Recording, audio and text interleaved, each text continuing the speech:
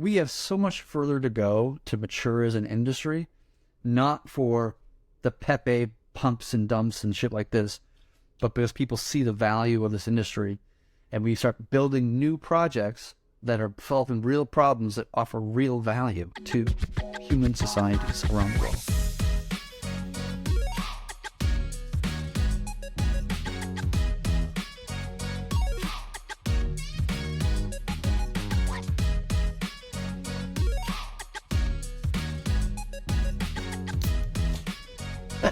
There it is. Preston's popping a new cold one, so you know what time it is. It's time for the second episode of. Preston's got the little Doge character popping up on the screen there for anybody who's listening on the audio podcast. But this is the second episode of Mad Blocks. I am your co-host Chad Barraford. Along with me is my good friend Preston Thornburg, and we are here to talk about crypto and technical deep dives in these things. But today is a little bit of a unique episode. We thought it made sense to kind of start on a high level first, to kind of set the stage of how we view the industry as a whole first. And then once we kind of set that stage, we can each individual episode, we can dive into a particular project or a technological stack or something of this nature. So, Preston, you ready for this? Always. Let's go. Let's do this thing. All right, so this episode is called The State of the Token. It's kind of a play on the State of the Union, which is something that the United States president does every January. He does this thing, which is ended up being just like a big way of like pissing in front of the public. In effect, like it's very partisan. People just talk, bullshit that doesn't really mean anything, but just like ideals and things that will never actually fucking happen. But we'll try not to go down that road. But we want to talk about the state of the token, the state of the cryptocurrency, industry as a whole. And to us, this is like broken up into three major components. There's like where we've been, where we are today, and then like where we're heading into the future. And like each of these three ideas are obviously massive topics that we could spend like exorbitant amounts of time. So we could easily have broken this episode into like 3 episodes or like a series of like the state of the token rather than a single episode. And maybe we'll do that again. Like we talk about the idea of doing this like every 6 months or 12 months or like something like this. But we'll start with the where we come from, right? So, Preston, first question I have for you we can kind of like talk about is how do we feel the cryptocurrency space has changed or compared to where it was a year ago? What are your initial thoughts? So compared to 1 year ago, there was a lot of hype. Everyone was winning. Everyone was going to the moon, and we were all like on the craps table, right? Now you have some people still on the craps table, but you have a lot of people that like they left the casino a long time ago. I think that that's actually really, really exciting because that enables the FUD and the hype to go away and let the builders go back to building. It's really easy to get, sidetracked when everyone's making a shit ton of money, like to stay focused and keep building when everyone's, when the hype train's moving. And there's a ton of innovation going on right now, which is really, really exciting. So that would be kind of my stance on it. What do you see, like, if you were to compare now versus a year ago from your perspective, obviously, you're hardcore building. What have you seen as far as a narrative shift, as far as a tech shift, et cetera? So here's what I find quite interesting about the past year. So a year ago, almost to the day, I think it's like a few days ago, but like almost to the day, Terra had its kind of like iconic collapse. Oh, goddamn right? it. Yeah, I'll never forget. Yeah. I was in Madeira, Portugal, hanging out. It was so chill. And then I went broke real quick. Yeah, that was obviously a huge event. One of the biggest collapses in crypto history. It was like, what was it, $50-60 billion or something like this. It was absolutely massive. Yeah. All wiped out in like basically 24 hours, right? And like that was really, in hindsight, and we didn't know this at that time, but that was the first domino of a series of things. And Terra's collapse caused a series of things to collapse later on, right? Like, for example, SBF collapsed because Terra collapsed, because they had caused, supposedly, the rumors that they had caused that Terra to collapse. But the reason why they were so strife on money, because Terra collapse caused the market to dump. and the market dumping caused them to like have problems with their liquidity, right? And then because they have problems with liquidity, their like their own token, which was like backing, the deposits, which is, a thing, had problems, right? And so then they had their own collapse, and then them having a collapse caused like BlockFi to collapse a second time, right? And they already collapsed the first time from Terra, because Terra collapse caused BlockFi and Celsius and like all these other like lenders to like collapse because they were like going big and hard to, like, as you put it, like, we're all going to the moon a year ago, right? Always, yeah. And so like Terra's collapse caused this cascading failure, like in a larger way in the crypto industry, like lending in general was just wiped out in the CeFi world, right? Like SBF had collapsed, Terra had collapsed, like everything had basically gone really shit canned really, really hard, right? And that was like the first domino that just caused a series of things. So the last year has just been like the fallout from Terra has been happening for over a year, which I would not have guessed that a year ago. But that's what we've seen, and we're now into this bear market, versus before we were in that bull market. And the bear market is like very interesting to me because it's very different than what we've seen in the past. In the past, when we had bull markets, we see this like blow off top, right, of Bitcoin's price, blah, blah, blah. There's this huge blow off top, and then everything just like collapses, whatever. And there's a huge movement. But even like Bitcoin's movement from like the top of being, I think it was like 61K, whatever the hell it was, and dropped down to like a little less than 20. Like it's only like a 3x price change. Like historically speaking, from a bull market to a bear market, 3x price change is like, it's nothing. Yep. It's nothing compared to what we've like experienced so like Terra's collapse, in my viewpoint, like nicked the bull market early. How it would have, I think Bitcoin probably would have broken 100K if Terra didn't collapse. Personally, right? I think we at least would have gone up there. And Terra's collapse caused this cascading failure that caused the entire bull market to come to a bear market prematurely, in my viewpoint. I don't know if that means the bear market's going to be premature cut off as well because of that, or not, or what. Like, it's really hard to predict. But as a builder, I always love bear markets just because it allows me just to focus and build new things and focus and ship, versus being like in a bull market. There's just so much chatter, so much like, bullshit noise, and like there's more interest in doing interviews and stuff like this. Like, and it's not so much about the building, it's more about like the project and the mooning and like blah, blah, blah, and like all these things. But now when it's in a bear market, there's just a lot less noise, a lot less chatter, a lot less things like pulling your attention, and I can just like ship. And like in Thorchain, we've been shipping like fucking crazy, and I'm building a new project called Argeo, and I'm building a new podcast called Matt Blocks, obviously. So like that's what when I look back over the year, like that's what I look about, is like this cascading failure. It's interesting you mentioned, and we should definitely, I know that we've talked about it, we'll do a deep dive on Terra and the demise of my personal fortune at some point. But the part, you brought up a funny point. I've never understood how Alameda fucked up so badly. If they were actually the ones that killed Terra, yes, how didn't they make an infinite amount of money shorting that bitch all the way to zero? Like I think I'm too stupid of a trader to understand like what I'm missing here, but like I've never understood, if you were going to kill something, short it.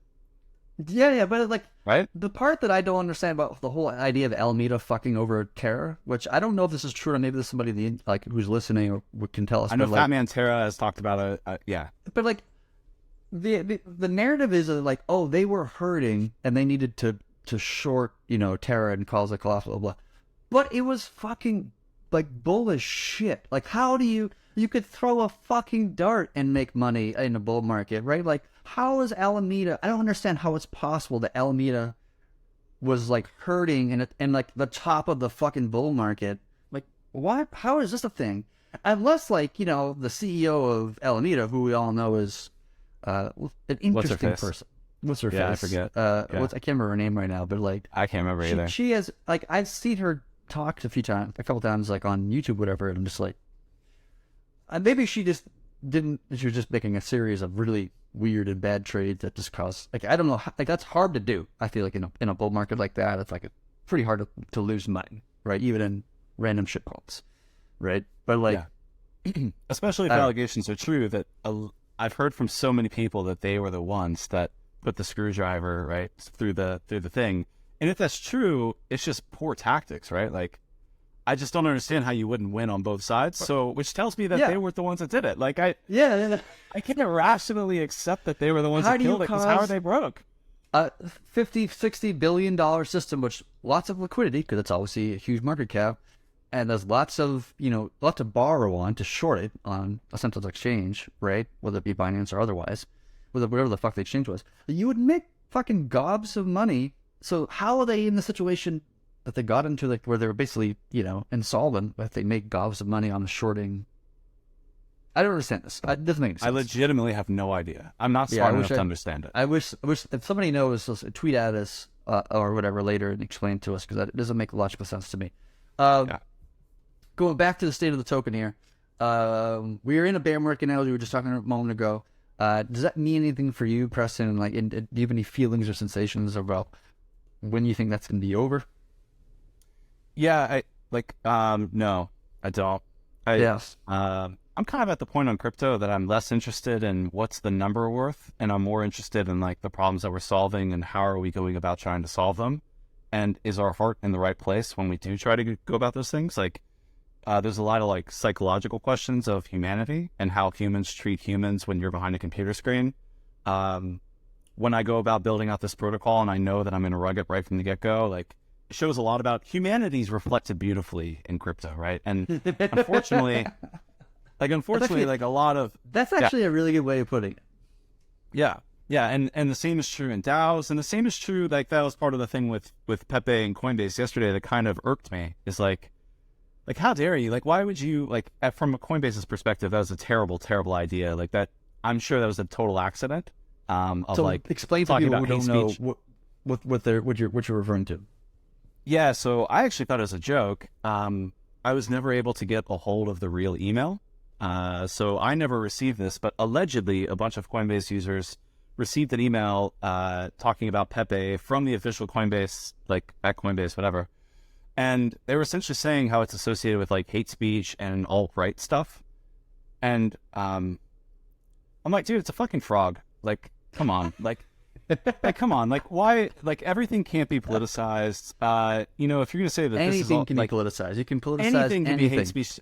Yeah, so it's just kind of, it seemed ridiculous. And while I make fun of Pepe all the time, right, because of just, this is what crypto is right now. It's the hot thing right now, right? Anyways, the simple truth is everything that I see on Pepe is very positive. It's very like love, community. It's kind of like what a DAO dreams of being. So it's a really weird email for Coinbase to send that. And I didn't believe it until today. Their privacy team actually tweeted about it. And to be honest with you, my jaw almost dropped the floor of like, why? Because it's very antithetical to what the ethos of working at Coinbase is. It's not a political place. It's a very, hey, we're here to do our job kind of a thing. And obviously not that I work there anymore, but it's like, it's such a brilliant team. It just kind of seemed like a weird thing for them to do. So I don't remember exactly how we got on this conversation, but that's the Pepe thing. No, I think I agree with what you were saying earlier about, I care less about what the prices are now and if we're bull or bear, and I care more about building, innovating, and solving real problems. I think you and I kind of align on this viewpoint. Yeah. And I really hope that the industry as a whole kind of matures towards this direction, right? Like, get away from, you can be a crypto bro and you can have like fun buying and selling Pepes and whatever else you want to do. Like, totally left to people and like have fun. Just, don't put your life savings in that shit. But if you want to have some fun and just like join a community, like, great, have at it. Nothing inherently wrong with that at all. But I would love to see more people get into like building and the fundamentals and what are we building that's actually improving people's lives rather than just getting them rich, right? Or promising that they're going to become millionaires and only 5 of them actually do. Like it's fake promises and horseshit. But yeah. So then how do you go from that to where we are now? Right? So that's been like the last 12 months is this transition from hysteria to gloom to the people that are still here. I think for the most part are in it for the right reasons. If I had to guess, to be honest with you, the reason that so many of these NFT projects are just popping off nowadays is because the people that are sticking around, it's a brutal time to be here, right? Yep. Everyone, like, there's no, you have Gary who's trying to kill the whole industry. You've got all these negative actors.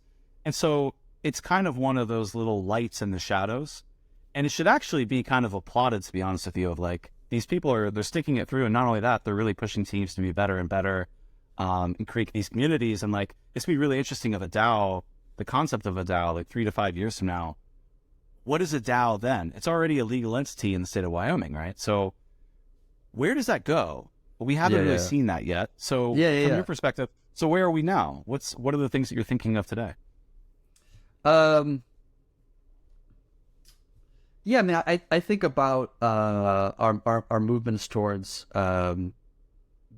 like, for me, it's all about the build, right? For me, it's all about what we're trying to achieve or what we're trying to accomplish. And to your point, what you were just saying a moment ago, that when you go from a bull market to a bear market, anybody who's been in this space for a long enough basically knows this, is that there's this mass exodus of people in the bear market because all their, they lost a bunch of money probably and all this kind of stuff, and they lose faith and blah, blah. And so people who stick around, the ones who actually maintain their faith beyond the monetary, changes, monetary value going up or down, are here for a different set of reasons. And I always applaud people who have, the large enough view outside of this, like, with the tickers going, the direction the tickers are going, to be why they're here. And so I always respect, like, whether it's DeFi or NFTs, or like Pepe's or whatever, like the fact that you stuck around, I'll tip my hat to you, sir. We see this all the time, even like in the DeFi space, like where we've seen like we go from a bull market to a bear market, price tanks, the community's yelling at the devs of the team behind the projects, yelling all these things. And like for those people, sometimes that they've made money, so there's just like, fuck, like, why am I gonna deal with this shit? Like, why am I gonna blah blah blah? Like, spike it, fucking get the fuck out. I've seen that like so many times. Like, it's a common thing to happen in bear markets. It's just like, not an exodus of the community, which is definitely true, but also an exodus of the team itself, and then the whole thing just basically like it becomes like a zombie project at that point, and like nobody's building. There are these hardcore people like tribalists who are still maxis about this particular token for some fucking reason I don't understand, but they stick around anyway. So at least their heart's in it, maybe misguided in that particular instance or particular scenario. But yeah, absolutely. Like, I always appreciate people who stick around during the bear markets. It's not just about the bulls. So I know we'll get to the future soon, and I'm sure the future is way more interesting than the past, to be honest. But are you seeing any trends right now of like things that within the last 12 months that have kind of evolved that you're like, that's interesting? Like, you're not sure where it's going, but it's kind of one of those things of you notice it and you're like, like for me, one would be Secret Network. Would have been like, something like a year and a half ago or so, caught my eye just because of what they're trying to do. Not saying it's a good or a bad idea, right? But it's just interesting. Also privacy preserving, like transaction clearing systems and things like that. And I know, obviously you're doing Archeo stuff. I think that's also very interesting. But what kind of topics and what kinds of tech are you looking at that in the past 18 months has been emerging before we go on to today of what's starting to show? Yeah, so I think that what's going on in the layer 2 world is a fascinating thing is an interesting space to watch, and it's a logical space to occur, right? Like, even in our own traditional finance world, we started as gold as being like the layer 1, if you want to call it that, and then the fiat dollar, which became a representative of the gold, became the layer 2, and then on top of that we created like credit cards and credit systems, and on top of that we created like derivatives, blah, blah. And so like even in the traditional finance world, we have these layers of systems, and it logically makes sense that crypto also follows a similar pathway, and that we have layer 1s like ETH, and we have layer 2s like Polygon or Arbitrum, or insert a layer 2 here. Whether or not they're good designs or not, we can dive into that in another episode, whatever. I think what they're trying to do is a fascinating concept. And especially with like ZK rollups and using zero knowledge proofs, like all that stuff is very fascinating and a good space to kind of keep your eye on. Not everything being done there is a good design, a good way to do it, because most of that stuff is highly fucking centralized, for example. And maybe that's the trade-off. People are willing to get cheaper prices for more centralization. Maybe the people are okay with that. I also think it's kind of fascinating to see what other happens in the DeFi markets. Like, I was just chatting with TBR at TBR90 on Twitter, who's this really well-known guy, and he was talking about a Oracle list lending protocol that was really kind of quite fascinating. And so instead of being like peer to pool, where you're like lending to the pool, which is what Compound or Aave is doing, it's doing it through peer to peer. So you as an individual lender can deposit your capital, state your interest rate, and then a borrower can come up and like agree upon that, and then carry on. A different way of approaching it. And I don't know if it's a good idea or a bad idea. For TVR's perspective, he saw it as the quote holy grail. I'm not sure if I personally necessarily agree with that viewpoint, but what I do appreciate is that it's something different. It's not just a fork of something else or a slight tweak to something else. It is actually a different structure of the thing to do about lending. And so I always appreciate people in this space be willing to just try new ideas, try new concepts. Like, we should always be encouraging everybody in this space, like, hey, you got an idea. I don't think it's a good idea, or I do think it's a good idea. You should still fucking do it, right? I think it was Descartes who says, I may not believe when you say, Bell, if I get the destiny, you can say it, right? It's conceptually similar in the sense of, like, I may not think that what you're doing is a good idea or not, but you should be able to do it. You should be able to experiment. And people who believe you or will think agree with your viewpoint, join your community. Like, that's how it all should be. Like, I love that concept. And so that's something I really kind of find fascinating, is that even though I don't agree or I agree or I don't agree with a particular project, the fact that they're trying new ideas and new concepts, that's what gets me excited, rather than just like recycling the same fucking horseshit we've seen 1,000 times.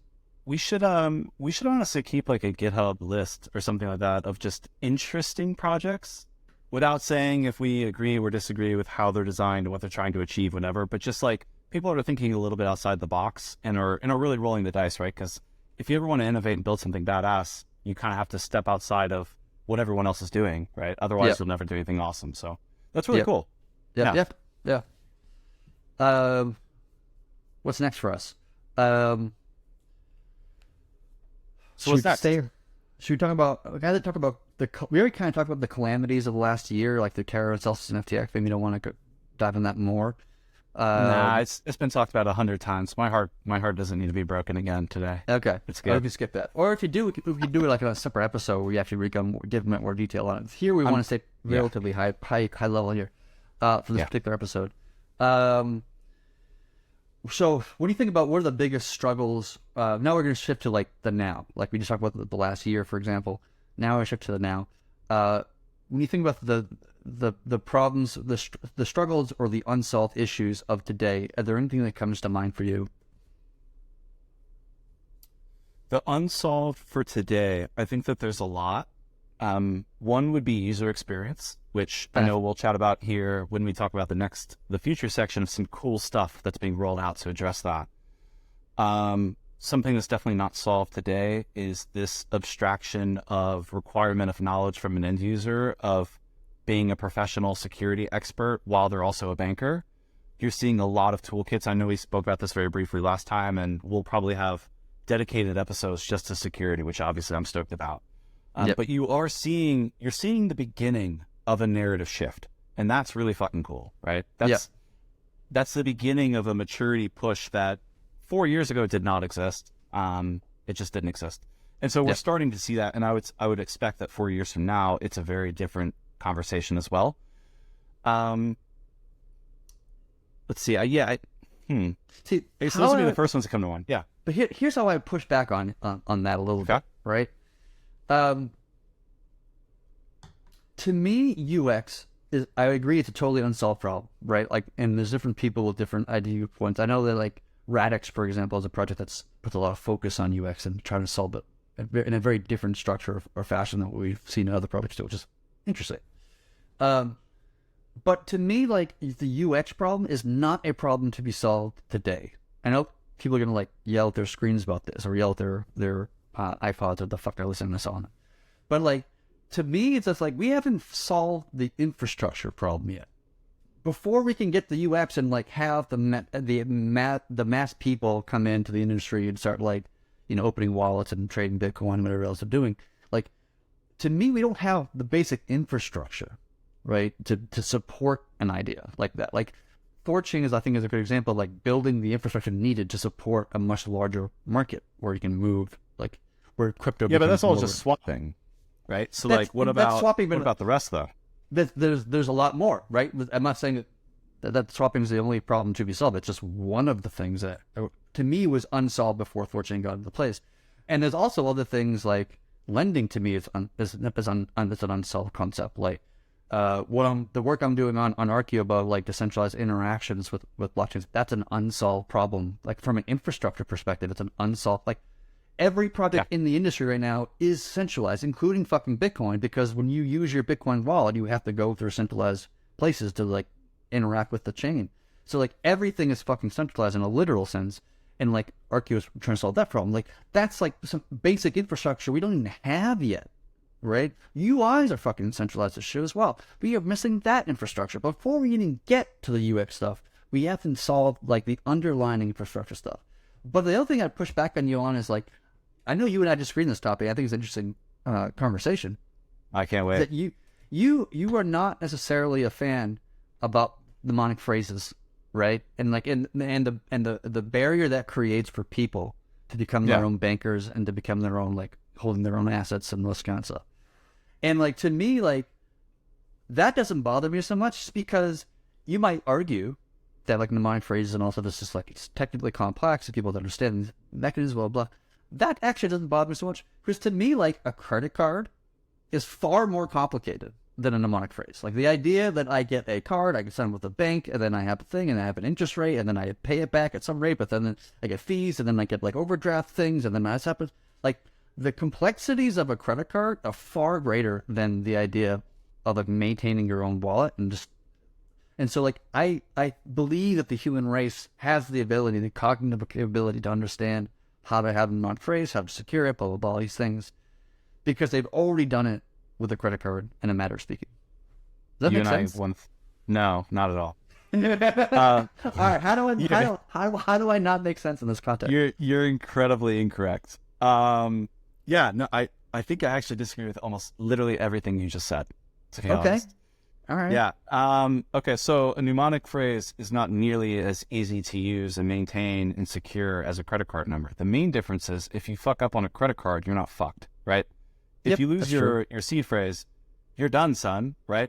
So it becomes a question we're asking ordinary people who aren't trained. Now, presumably some of them have firearms and safes, stuff like that, right? But like, we're not solving the problem here, right? We've created a tech bro solution to a problem. We haven't made it a solution that's easy for a normal person to use on a daily basis. And that's something that's really, really cool about, I know that Cosmos has had something like this for a while, but the account abstraction that I'm sure we'll do like a deep dive on coming soon, but it's a really cool concept in the sense that it turns a wallet into a programmable contract of sorts, or a programmable account. So if we talk about in Web 2 world, this concept of multi-factor authentication, just because my password gets leaked on the internet, which by the way, I'm sure happens every 3 weeks, right? Because that's the way that the internet works. But just because you lose one token doesn't mean that you should be able to compromise all of my things and suddenly steal all of my money, right? Yep. That's a huge impediment for like, even for security people, right? Like it's just a terrible UX. So I respectfully do disagree. Like UX is massively important. I don't care about the next billion people. I care about me, right? And I know for me and I know for my family, it's a terrible user experience. So what can we do? What can we do to mitigate and remove as much risk as humanly possible while making the experience more seamless? So you're almost double dipping on both sides of a user experience pendulum, right? Of the whole thing of like ease of use and of security and the friction layers. And so like the ability for me to basically say, hey, I'm going to set up spending limits on my wallet. I'm going to make it so that if I die and if I don't sign a transaction within the next 18 months, my funds can automatically be accessed via my family members, and here are their keys. It enables you to program your own money, which in a sense is really the way it should have been from the very beginning, right? And so we're going to see like, that's one really, really cool, and that's like a whole breadth of stuff, right? Obviously. And, but it's like, that's one really exciting innovation. And then also on the other side, you get into like transaction simulations. And so this goes back to the UX comment, but it's stuff that's happening right now, which is transaction simulations, etc. So before I signed something, back in the day, MetaMask would like, if you're doing like an ETH sign versus a personal sign, MetaMask was just like, oh, dude, you're going to be fine, right? But like all of those protections, you weren't, as the end user, you had no idea what you were actually doing, right? That's a big problem. It's a big, big problem, especially when I make a signature that I did not mean to. I just wanted to get this NFT. I didn't want them to be able to steal all my money. Yeah. So all of those user experience safety protections that one would have thought would have been just core layer 0 in the protocol, we need to build all those things at the application layer, and it's happening now. And that's really, really exciting. And there's a lot of teams working on that. Like I spoke of Phantom last time. Coinbase Wallet's doing a great job. You've got like Wallet Guard. You have all these teams, and everyone's taking their own little take at it. And it's really exciting to see. You see the more corporate route, and you see the more degen route, and that's how it should be. Right? Yeah, but I think that's a natural thing to occur in technological development. And I'll use like the internet as a rough example of that. The internet was not built with privacy or security in mind. I think you and I would probably unilaterally agree on that idea. And security was kind of thrown in like as an afterthought, like downstream. And even just the idea of a username or a password from a security perspective, not very good design, because like people just use password as their password and they use it for all their places. And so you like Uber gets hacked and then your password's leaked there, which means your password's now leaked on your YouTube and your Gmail and like everything else that you use in your life. And so like people have to be good about managing their own passwords, and like the correct way of doing it is to have like unique passwords that are auto-generated by a password manager, and then blah blah blah, so that if one is leaked, it doesn't leak the rest of your things. And like some people do it, who's like technically savvy.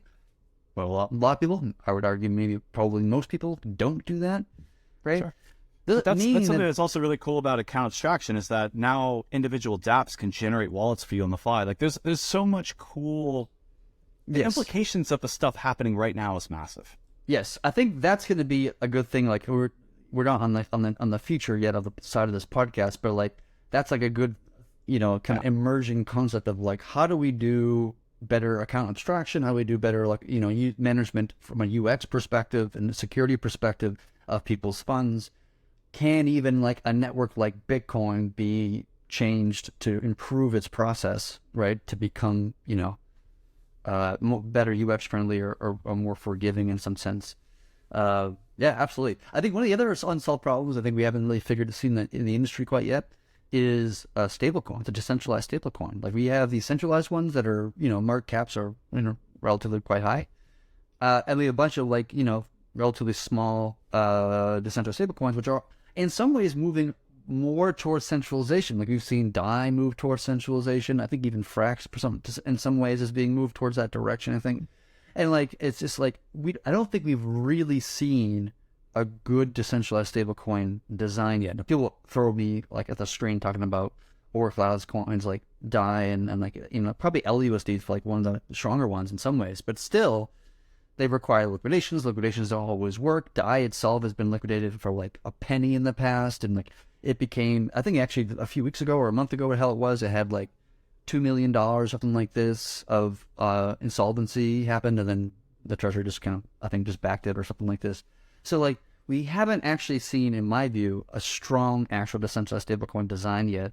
And I think that's something I'm looking for. It's something that the industry desperately needs. We cannot just sit on USDC and, Jeremy's, Allaire is a good person from USDC and all these things and whatever, but like, no, we don't want to be sitting on USDC or USDT or these kind of systems to be storing our wealth for a host of reasons that you and I can get into for another episode.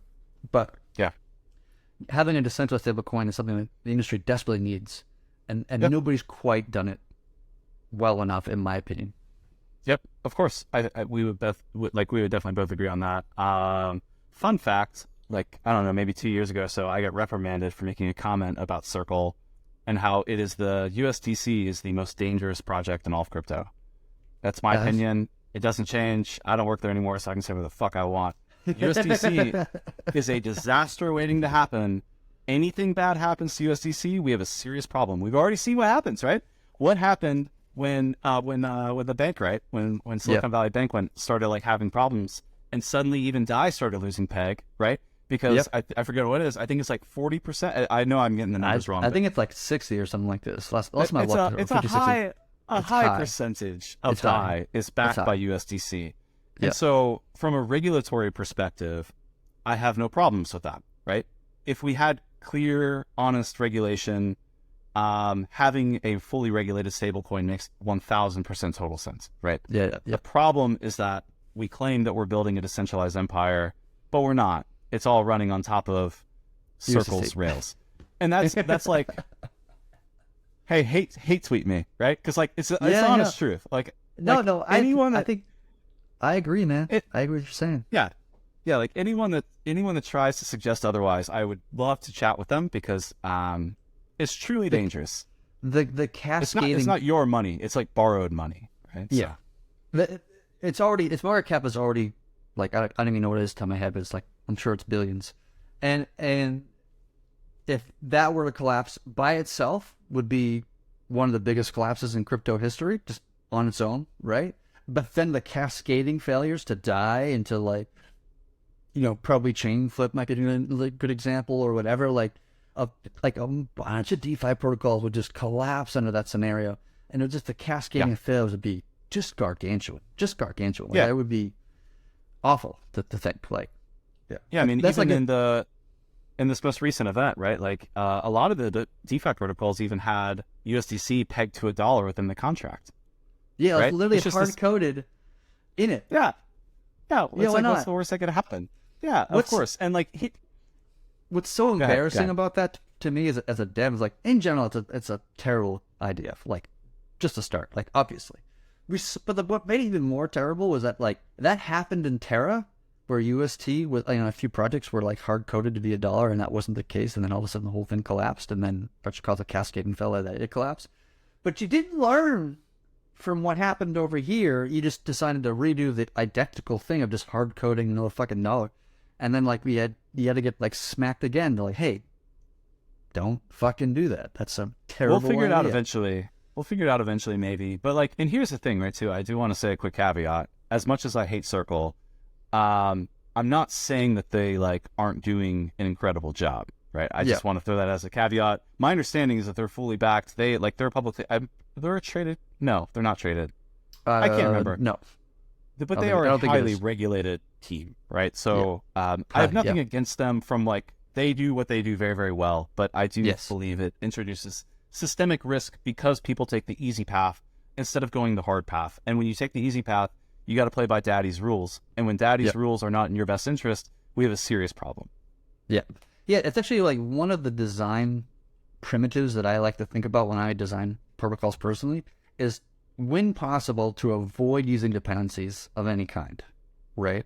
And if a protocol is built on the dependency of Chainlink, right, or USD, like Chainlink is another one that if Chainlink collapsed, like that would cause a massive, like almost like a lot of DeFi products or non-DeFi products would just like go with it. And I respect what you're saying about USDC in the sense of like they are good people trying to do a good thing, and they are providing a very valuable service for the industry. And you can tell that just because its market cap is like fucking, huge. And so I do appreciate what they're doing because they're providing a service that nobody else is really able to provide, them and USDT for the most part. And then like, but at the same time, like there's a systemic risk with what they're doing at the same time. And you have to like acknowledge both ends of like, thank you for your service, you're doing a good thing. But, you might have a collapse, which we kind of saw it. And then thanks to fucking Janet Yellen, saved crypto, which is kind of funny to think about. But Janet Yellen and her fucking friends decided like, we're going to back SVB, right? With printing more magical monopoly money of their own, right? Yep. And that's kind of funny in its own right? Like that TradFi saved crypto. It's so kind of weird, kind of way. It's kind of true, though. It's kind of true. Yeah, if it would have been the inverse, that would have been a funny narrative too. But absolutely. So that's where we are today. There's a lot of like, it's easy to bash on where things are and where things have been, but where we're going, I think we both agree, is very, very exciting. What's on your horizon? What are you passionate about as far as like, what are you seeing? And every morning when you wake up, you're like, that is going to be awesome. Yeah. So I'm right now, I'm pretty fixated in the DeFi industry as I've been building in for years. I think there's going to be a lot of innovation happening over the next few years, which is going to be really valuable for humanity itself, not just for the industry, but for humanity itself. I think that industry is going to be really fascinating. We can dive a little bit more into that if you want to. I think gaming, although I'm not really a gamer myself, I haven't been a gamer for a long time just because I've been so fixated on building, but like gaming is going to be one of the faster adopted, like all these different emergent things we're going to be seeing over the next 5-10 years. Gaming is probably going to happen a lot faster than DeFi, a lot faster than even NFTs, a lot faster than one of things. Largely because like they already deal with magic internet money today, right? Within the context of the game, like the game has its own sources, so it's not really much of a stretch. Whereas if you try to convince somebody in traditional finance to start using DeFi, that's a big kind of chasm between those 2 points. That's a kind of a big shift, and a lot of things you have to learn. A lot of like how to protect yourself, like what's a good like how to invest safely. Like there's lots of things to do. But in gaming, it's a kind of a small little hop, right, from where they are, like as a traditional gaming sense to a crypto gaming sense. Like it's not as big of a shift. And so I think because of that, the adoption of gaming in crypto will be probably have more adoption in crypto in the gaming world than we'll see in the DeFi world in the coming few years. Yeah, for sure. I think one perfect example of that is something like the FIFA Ultimate Team on EA Sports. Every year when you buy FIFA, and a bunch of my friends do Ultimate Team, and you're always like, okay, so you have this really cool team for like 10 months. And then you need to go buy it again, right? Because you don't own it. Like you're borrowing it from their servers temporarily, right?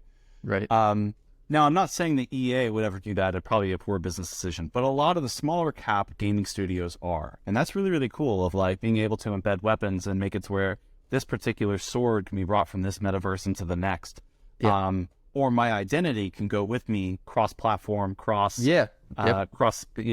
ecosystem and stuff. And so that's really, really exciting. But just even the ability to sell your sword in game one and then get some sort of like ether or whatever the token might be, and then transfer it to game two where you can buy a pistol or like an exotic car or whatever the fuck it might be. Like this is one of the things that I find really fascinating. Like I actually started to code as a person because I was playing Halo. This is like, I don't think it was Halo 1, I can't remember what it was. This is back in like 2008, I think I want to say. And like I was playing Halo and I fucking loved that game, and I was like half decent at it, not very good, but like half decent at it. And one day I kind of like stopped and I looked my history. I'm like, I've been playing this game for I don't know how many years, investing many countless hours, and now I'm here and I have nothing to show for it, like whatsoever. I need to like build something or like learn a skill. I actually learned to code as part of like separating from gaming and be like, I'm going to do something productive and actually something I have to show for after I spent hours working on something. And so like, I actually love the idea of like somebody saying, I'm going to be a gamer. I'm going to like play this game for like 3 years and like accrue all these like, objects and cars and whatever, outfits or fucking helmets or whatever the hell it might be. And then like you have accrued value. Like actually you've worked. It can be a fucking job. Like literally you can do this the 9 to 5, like, acquiring fucking helmets or some shit. And then you can like sell it and then buy some fucking food or pay for your rent. Like that to me is fucking amazing. I love this idea, especially in third world countries where like they don't have very much opportunity or equality in those countries or an ability to move beyond their current economic stance and be able to like, collect helmets in some game and sell it, and and which the value of that dollar goes a lot further in their country because it's a third world country versus a first world country.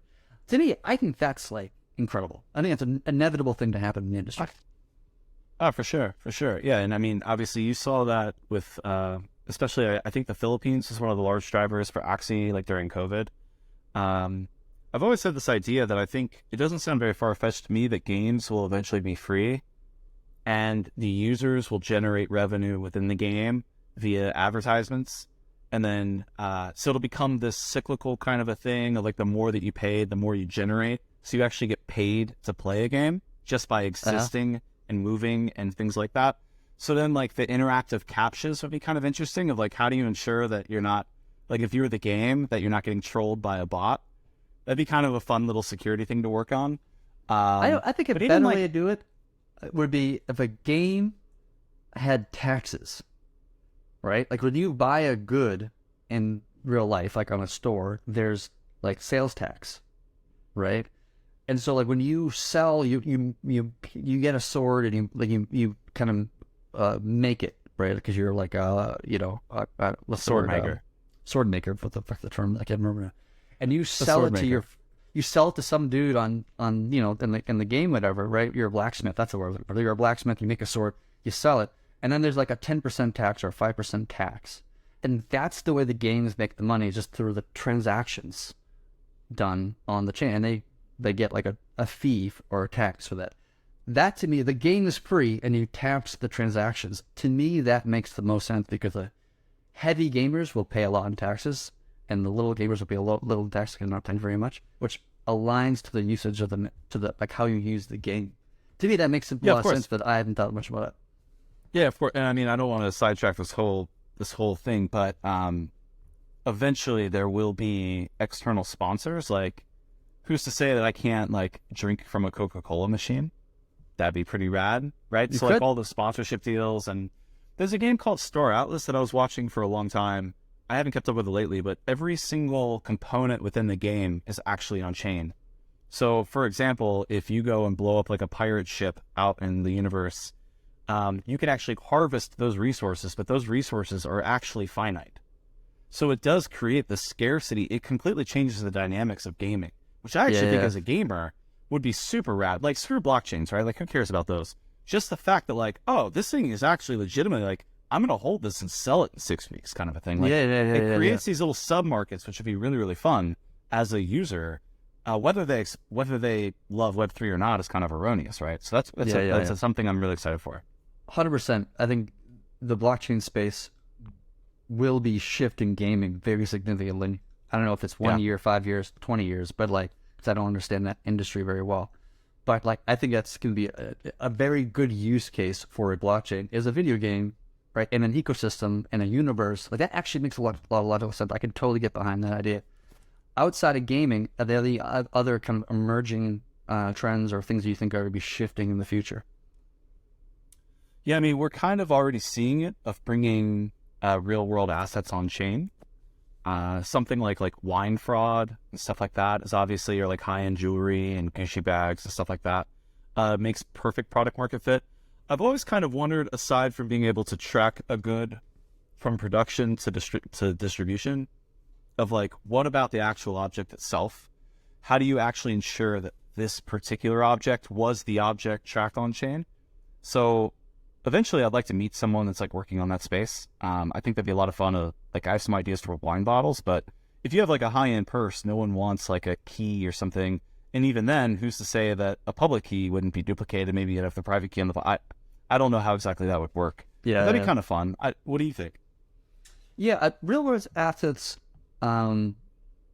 It's to be honest, it's not something I understand very well or very deeply. But my initial thoughts is that in order to have a real world asset, there has to be a point of centralization in that process, which maybe that's okay, right? I like the idea that we kind of merge the kind of meat space with the meta space, right? Like that the line between them is a little bit blurred in some sense, and things kind of transfer between them in some kind of way. I like the idea that I don't know how it's going to be structured. I don't know how to do that correctly in terms of its design or its implementation. I haven't really spent that much time kind of pondering the idea. But like, Okay. in order for like for example, like, to me, NFTs as they're done now is not very useful. It's good for creating communities. You can create like an artwork and 10,000 pieces and people can buy and sell it. Like, that's great, fine, carry on. But in terms of like solving problems, right? Good for creating communities, not good for solving problems. And so like, NFTs could solve problems. It could be a way that I can buy my car, buy my house, buy my boat, buy my whatever it's going to be, and have an NFT that represents the ownership, which I think that has value, right? And instead of using pink slips, using NFT slips, right? In a matter of speaking. Yeah, I mean, you could also get into fractals with that as well for like Yeah, fractional ownership. fractionalized It's all ownership of I would love the idea of like me, partially owning an Airbnb and then, getting some income. Or like, I was That'd be talking to a awesome. guy at a party in New York, like a year and a half ago it was, and he was asking me about like, how do you, he was building a building in New York, and then he said like, how do I bring crypto into this building? And I think one of the things you can have your own coin for the building, and that like rent is paid in the asset, paid in maybe paid and burnt or maybe not or whatever it is. And so by buying the asset, you are like, creating a monetary flow that goes in towards the building. And that was like something else. It's like it's something I just threw off my head just at the guy without much thought or consideration. But like using people can be like, if I wanted to build a restaurant right now, right? I'm not a restaurateur. I don't know anything about the industry, but if I wanted to, and I could just launch a token called like Chad's Sushi Restaurant, right? Or something like this. And people can buy the token, and then token holders will get paid in that token, or maybe burn the token and get paid in it. And so like whenever I make money in my business, people give me dollars, I spend 20% of that or some percentage of it, and I buy the Chad's Sushi token off of off of Uniswap or something like this, and I then distribute it back to my users. Right? You're going to get more tokens, or I just burn it, or whatever, something, probably distribute it, right? And so like that makes logical sense to me as of a way of merging a real world asset, meaning a business in the meat space with the crypto space. That to me is a good use case for how crypto and how I as a restaurateur can get a lot of money up front by launching a token, tweeting about it, a bunch of people buy the asset, cause the price to go up. I sell some amount of it to be able to like renovate and buy the property or whatever it is, rent the property out, pay the chef, get the food, blah, blah, blah, like as a way of like creating the initial money and capital required to start my restaurant. And then people start making money off of it, without me talking to those people necessarily, or right. It could be in Japan, they could be in America, they could be in Bolivia for all I fucking know, and create an investment that everybody in the world can participate in. I think that's really actually quite valuable. Now, this could be scams and all this kind of shit, which is totally true. But legitimate business could be done this way. I think that'd be a fascinating way of merging the real world with the meta world. Yeah, I think even like closing costs on a home, right, and stuff like that. Like if you start thinking about where there's a lot of fat in the system, I do feel like being able to just transact in a peer-to-peer manner. It's going to be interesting to see the implications of real assets being brought on chain and the ability to transfer them from one person to another, or even selling part of your home would be kind of interesting, right? Like, what if I went and bought a house in the Bahamas and you wanted to buy a quarter of it? That'd be pretty rad. And you and I could do that with no paperwork. Yeah, no, none at all. That's kind of cool, right? That's really cool. Yeah, absolutely. There's so many ways that you could use this, in so many powerful ways, and we don't see it. This is one thing I was saying in the first episode, is like, there's so much we could do with this space, but nobody's fucking building it, or very few people are building. Everybody's focusing on fucking Pepe and shit like this, and not focusing on like what we're talking about was like really world use cases to solve real world problems, with crypto being in the middle of it, making it all possible to extend people's ability, to allow them to do things they couldn't do before. Give them more opportunity, more ability to uplift themselves out of whatever economic situation they were actually in a completely fair and equitable system. That is absolutely incredible. So that's one of the reasons why I'm in this space and doing what I do, is because it almost makes me wonder if I should launch Upshield as an NFT token. So hey, man. You could when you can invest by like buying a fractional portion of the NFT and there's only one. That'd be like, I don't know, like, yeah, why aren't we building cool shit? Like, what the fuck, dude? Like, let's build some so cool annoying, shit. Yeah. Let's like, well, that's why I build what I build and you build what you build. To us and our opinions is that what we're building is, everybody thinks that what they're building is cool shit, of course, but like, of course, of course. So let's okay. So other than bringing assets on chain, what other trends are you seeing that are happening that you're kind of projecting of the next 12 to 18 months is, in hindsight, it's going to look like a no-brainer that's going to be everywhere? But today, maybe it's just so early that, it's all just guessing work. Yeah, I mean, I think I mentioned this earlier, but like L2s is I think it will become a bigger thing to the space. Because as the industry gets larger, especially at the next bull run, we'll have a larger quantity of people, and the gas fees of Ethereum will be even higher than they were the last one, probably. And then L2s will be more, applicable, right? It would make more logical sense. So I think that's going to be interesting. I still think we haven't figured out how to do L2s quite yet. Like I'm not really a big fan of any particular L2 to be honest with you, and nor am I an expert in L2s. Like Even I if it's haven't laid secured down a by deep dive. the base protocol. Even in those cases, again, I have to do my technical deep dive. I don't want to speak out of turn, but like Yep. even in those cases, I think there's some ways around it, like to rug it in some ways. But I have to like, do my technical deep dive, which I honestly have not done. But Yeah, let's do it sometime. I would love to do that at some point. We can talk about maybe we can do a whole series on L2s or a whole series on Yep. stables, a whole series on gaming, a whole series on dexes, a whole series on like there's so many things you and I could talk about. Like we need to increase our cadence here because there's still a lot of shit to talk about for sure. I think L2s will be a very fascinating the space to watch, and they'll become bigger over time.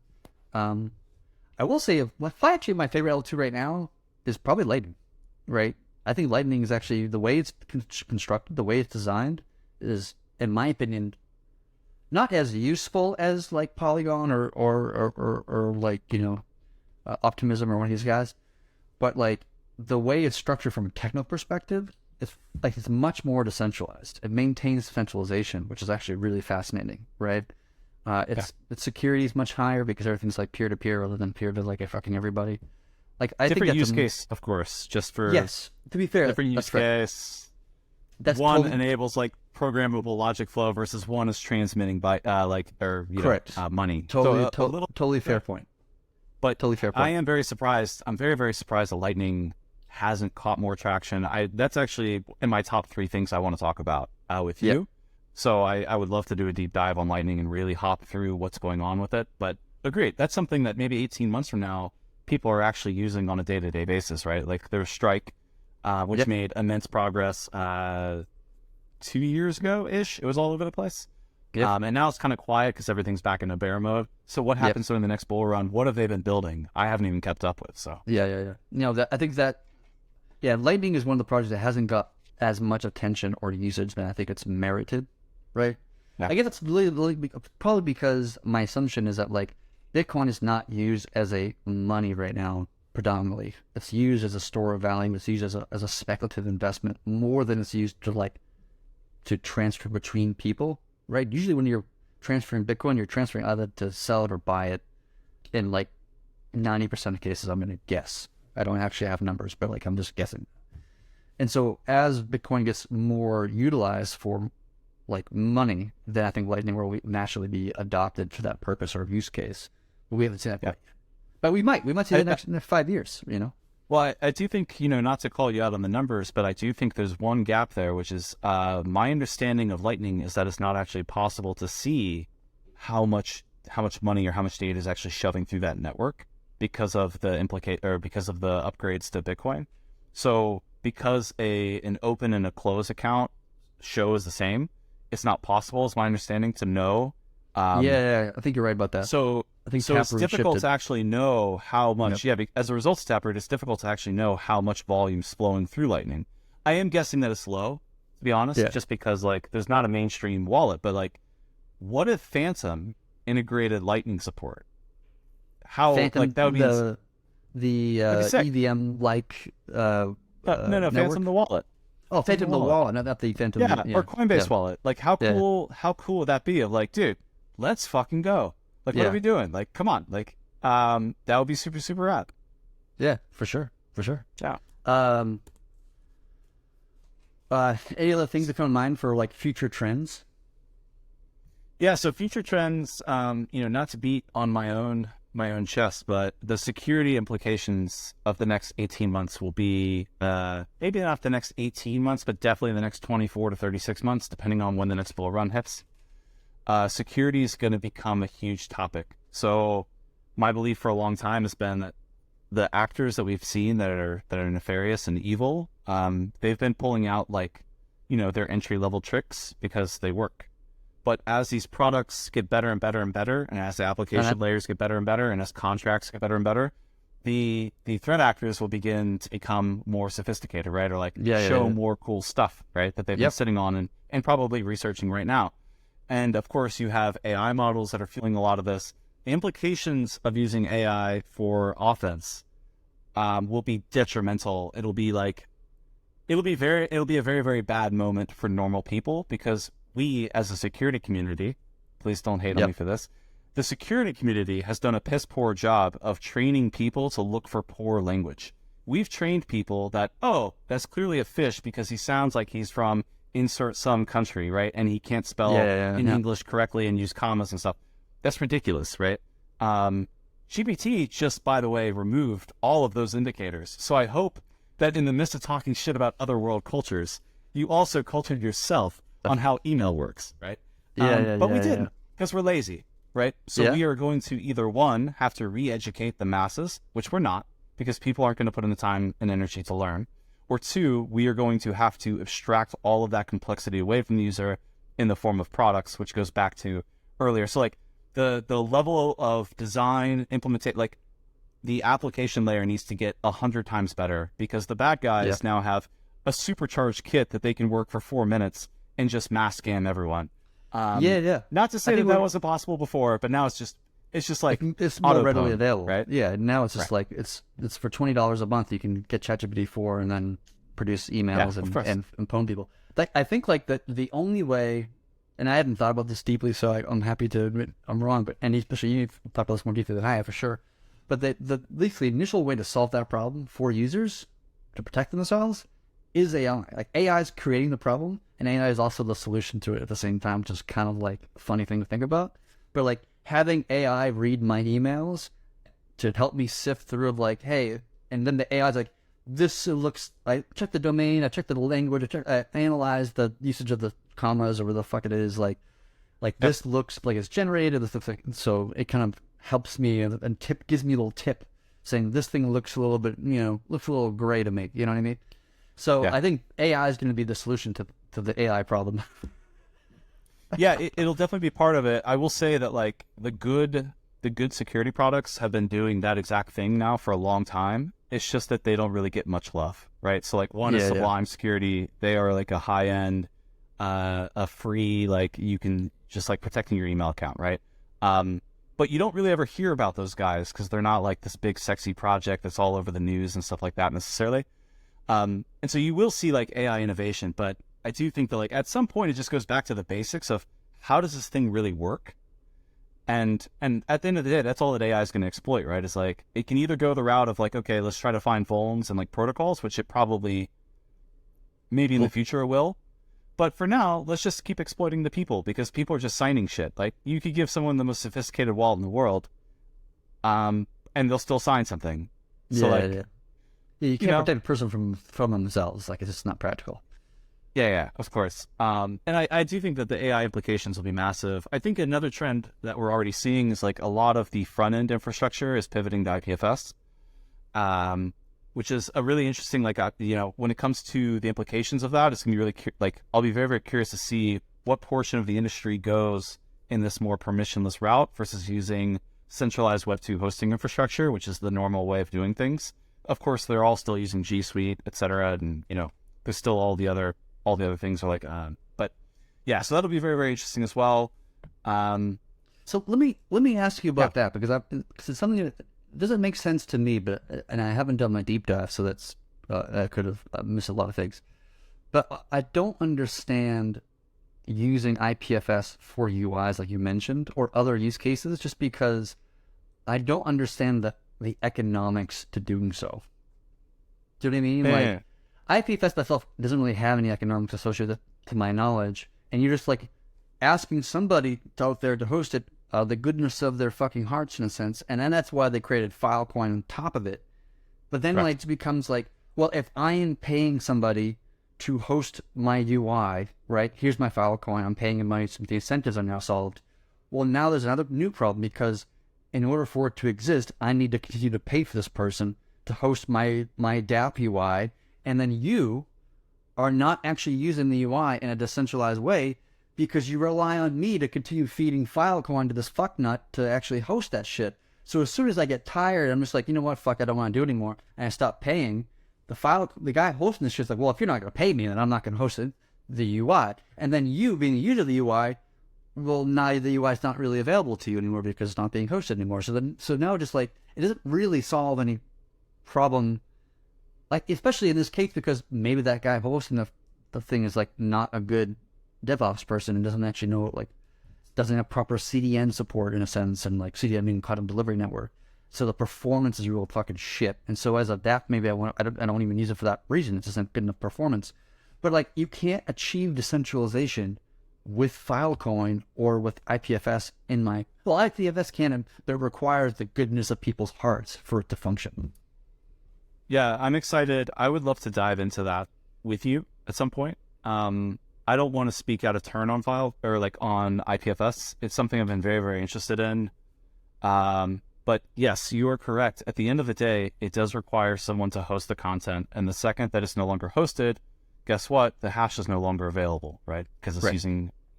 So it will be interesting to see. Of course, there are caching services, right? But if you're using a caching service to basically serve your content, then did we just recreate S3 or like what? Basically, so, yeah.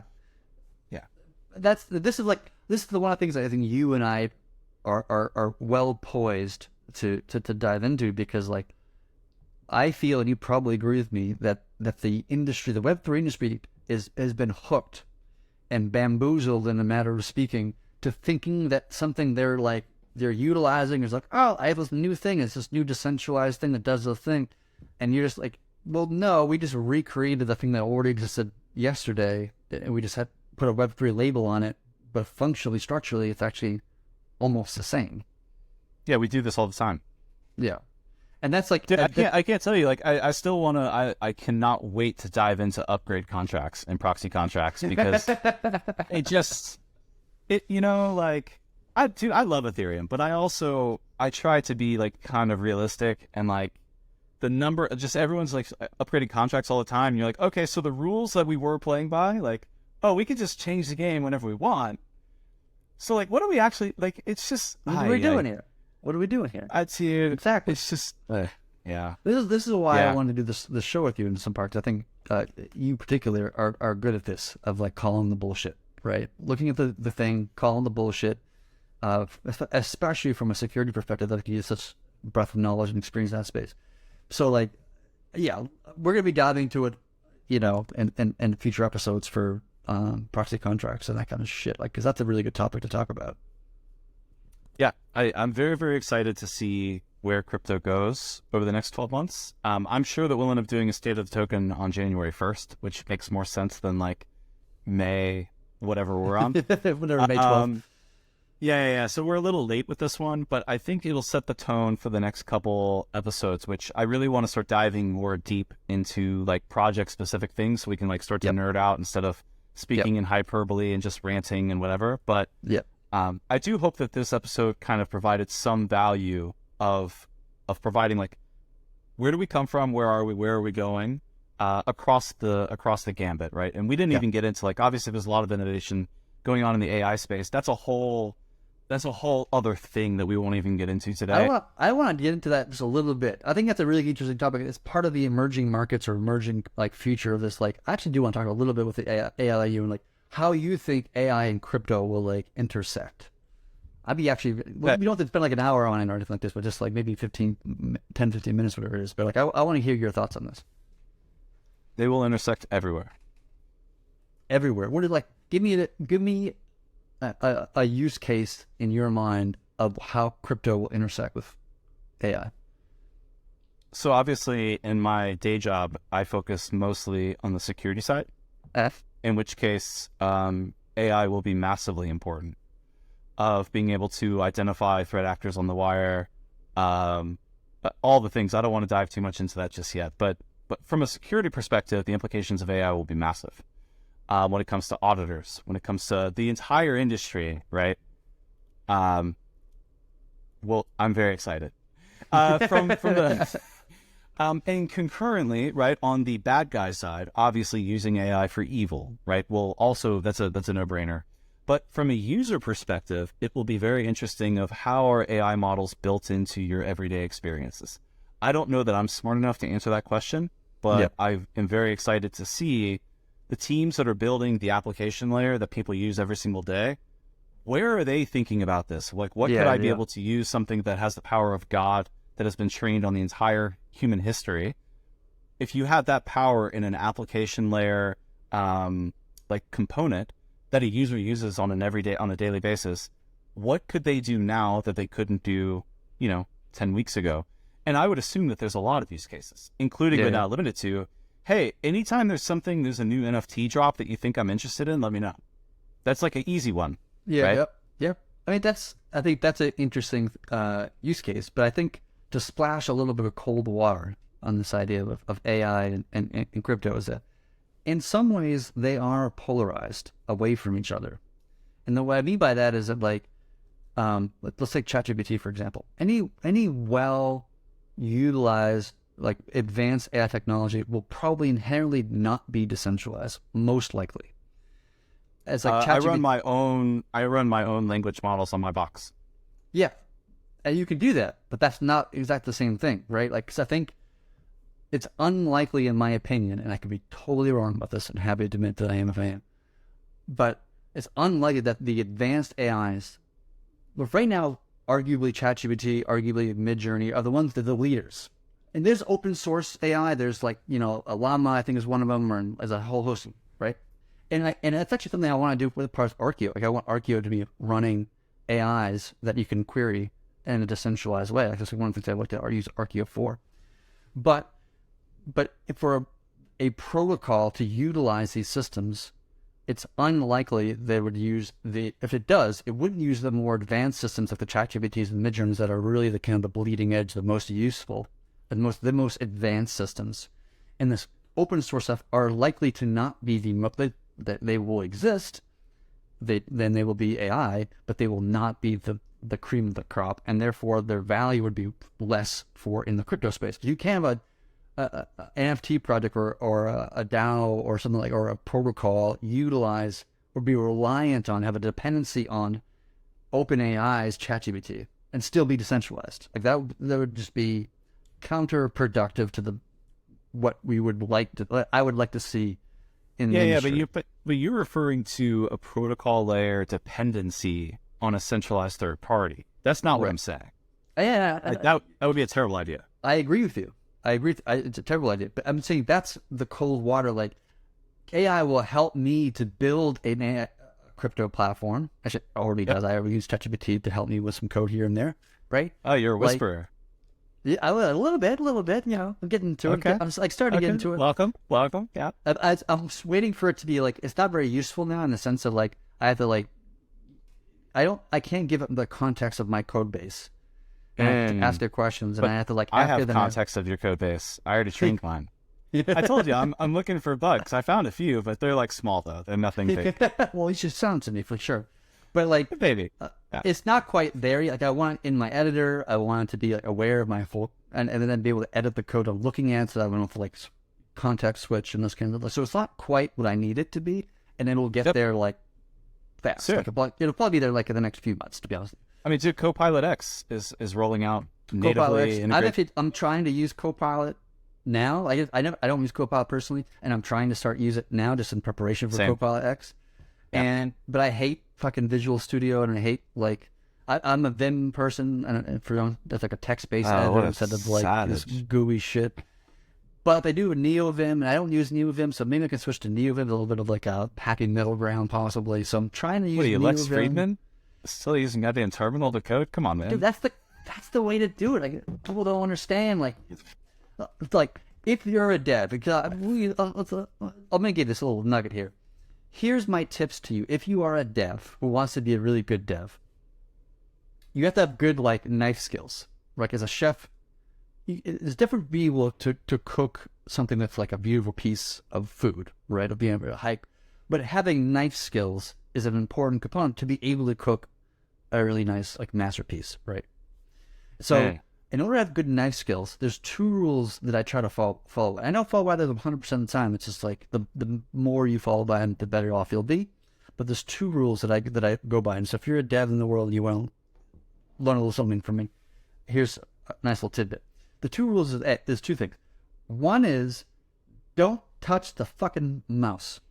Leave your fingers on the home key at all times. The reason why that's so important is because not only does it take time to move your hand from the mouse to back, but you don't use keyboard shortcuts to operate much more efficiently, to be able to chop more efficiently. If you're just, like, jumping around or, like, moving the mouse, clicking here, doing this, versus just going like with your keys, right? Much more efficient to use keys. So force yourself to stop using the mouse and be reliant on GUIs and learn the keyboard shortcuts to like navigate, to jump to this window, to do this thing, to flip to this thing, whatever it is. That's the first component, right? Use the keyboard for keyboard shortcuts. If you can avoid it, never touch the fucking mouse. The second thing I always tell people is never strike the same key twice in a row. What I'm talking about there is there's a tendency that when you are in the home row, if you're using Vim, for example, to navigate, you don't use the arrow keys, although I think you can. You use what's called HJKL to go up, down, left, right. And so there's a tendency people do to like and up to the top and over to the left and back down to here. And that's very inefficient because it takes you a lot of time to click the button like that. Not to mention you get like carpal tunnel syndrome and that kind of shit downstream.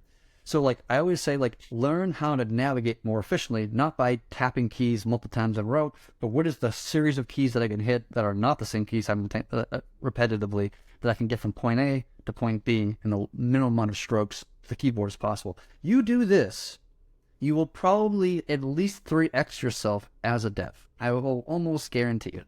Not guarantee, I will almost guarantee. But if you do this, like you will become a much stronger dev because you'll become much more efficient. You'll spend less time fucking around in your editor and more time writing code and thinking about architecture, design, implementation details, that kind of stuff. So for anyone that didn't know, ThorChain is currently hiring interns. If you are interested, you better not hit Jay twice. ThorChain is not hiring interns or anybody right now, to be honest with you. But like, we haven't hired anybody for a long period of time in the matter of speaking. But like, but yeah, I think that's my tip, my dev tip for devs out there is to like don't touch the mouse, don't strike the same key twice. You do those two things, you basically optimized your way of navigating and operating within your IDE. Whether it's Emacs or Vim or even Visual Studio or like a GUI, just get off of the fucking mouse. If you can accomplish that, you'll be a lot stronger as a dev. I mean, theoretically, if you trained a model on your own dev habits, you could actually begin to predict when you started hitting that J key of where you're trying to go. Would be interesting. That would be fascinating. Yeah.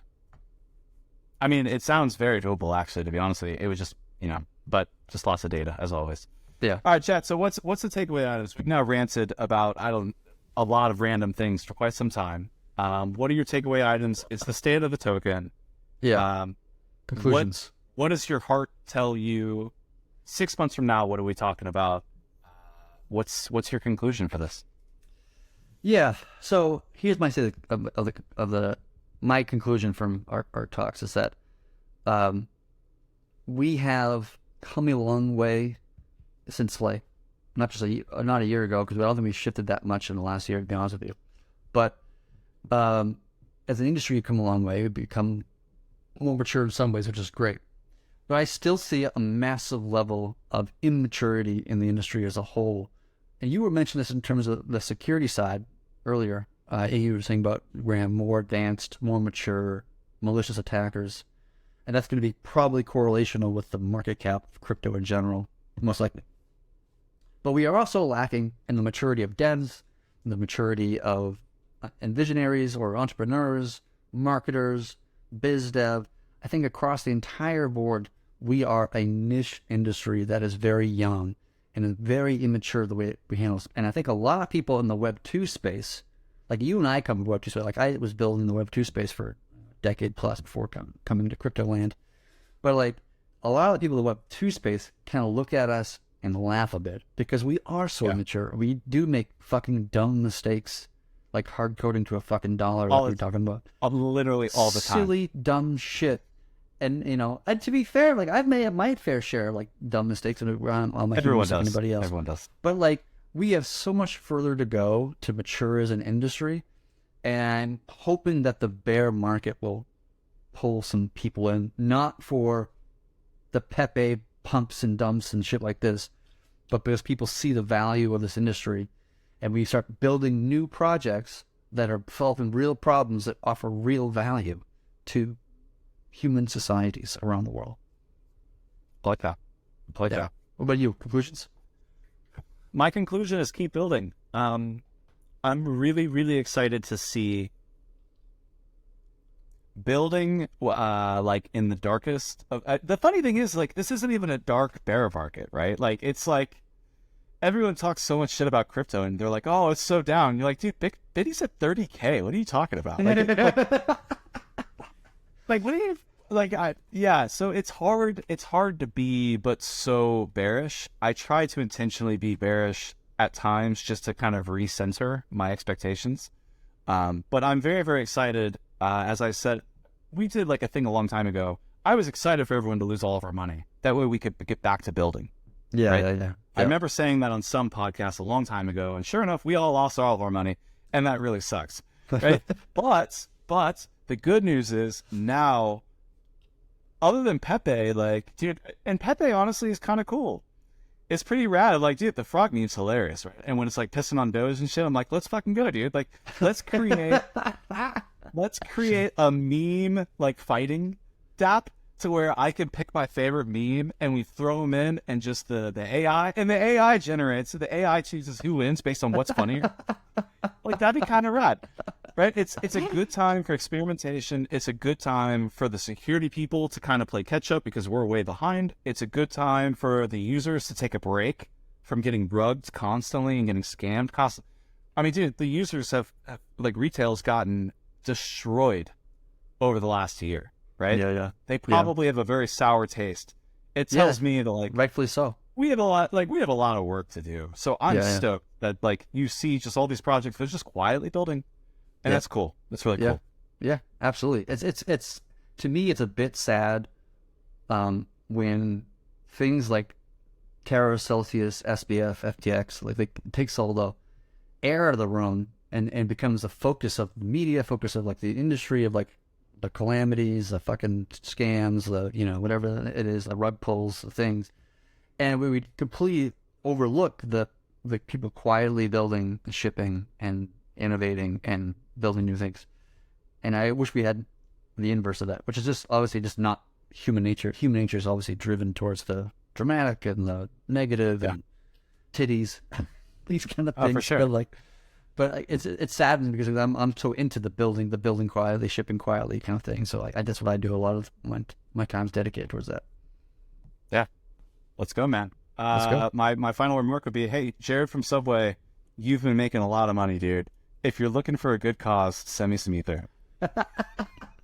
That's all I have to say. That's all I Oh my god, that's hilarious. I think I saw like one of the guys from Bankless tweeting at him about that. Oh, really? Like trying to get him to come on or just like respond via a signature on Ether or something like this. Like, I don't know what it was, but like, I honestly, I don't even know, like, tell me I actually don't even know what's going on with the whole Jared from Subway thing. Like, what is happening?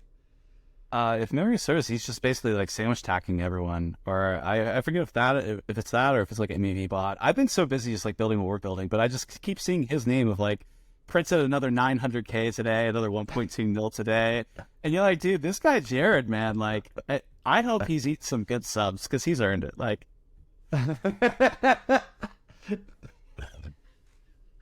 just like how whoever this person is, because obviously it's not Jared from Subway. I think he's still in jail or something like this. He might still be, yeah. The real Jared, but the real Jared from Subway.eth is not in jail. Jared from Subway. I'm curious to know if he's actually in jail or not. Jared Fogel's his real name. Yeah. I'm pretty sure he was doing some kiddo stuff. Yeah, he got incarcerated for kitty porn long time ago. Something kind of fucked up. Yeah. But yeah, man. Like, I mean, same attacks are obviously like terrible. Like it's a way of extracting value from people who are just trying to make a trade or a swap, and it's just like, to me that feels just very much unethical. But and if there's an ability to do it, somebody's going to do it, obviously. So, and apparently this is Jared from Subway doing it. Always. Until next time. You did the little Doge character right there. Any last thoughts on before we end it? On what episode 3 should be? Do you have any ideas or thoughts of what we should talk about? Because I haven't really kind of quite talked about that quite yet, so it's kind of an open field right now. I like the idea of Hive or a decentralized social media platform. I would love to like take a full week and dive into it in my spare time. I personally would still love to spend. Oh, go ahead. So for context, Hive is a social networking platform that the Mad Blocks Twitter account was talking with one of their people on a little bit back and forth. So that's why we brought it up. But I think you're right. Like a social media thing would be a fascinating topic. Yeah, and maybe diving into like, instead of just looking at one, I would probably look at two. And like first, let's do a diff on what are the differences of like what are we dealing with here, and then kind of dive into like why and how and what. I mean, we could do it like a series, like each episode do like a different social media, or we could do one episode where we just like cover 2 or 3 of them. Like Lens Protocol is probably one of the bigger ones, for example. You could That'd be fun. dive into that. I don't know if we can do like multiple projects in a single episode. Like that might be a little too tight. Okay, Not, like, so quite let's sure. just yeah, so we'll pick one. I mean, I would love to nerd out on privacy and why it's an illusion for hours, but Yeah. that's like, I know that's going to require research, et cetera, getting the right team together. Yeah, I don't think know, social what's would be what's a interesting. hot audit?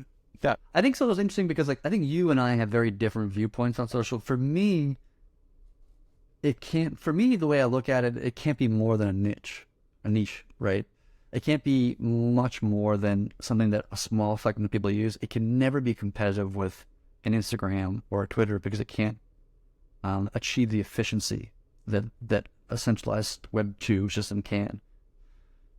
I think. yeah. But we, Well, but we let's can say get that. to this. Let's say it for the Let's do thing. an episode on it or something like this. We can dive in. So Yeah, maybe take in your bias episode and- 3. Hey man, hey, you made some good points earlier. We were talking about what was the thing we were talking about? You made some good points. You agreed and disagreed with everything I was saying. You made some very strong and very good points too. I forget. Yeah, something. There's something. But anyways, what would be your? I think we have a list. We'll figure it out. If anyone listening, if anyone listens to this and you have a request like over the next couple days, let us know, because like it realistically, if you pick some project that's going to take like a week for us to get to know like what does it do.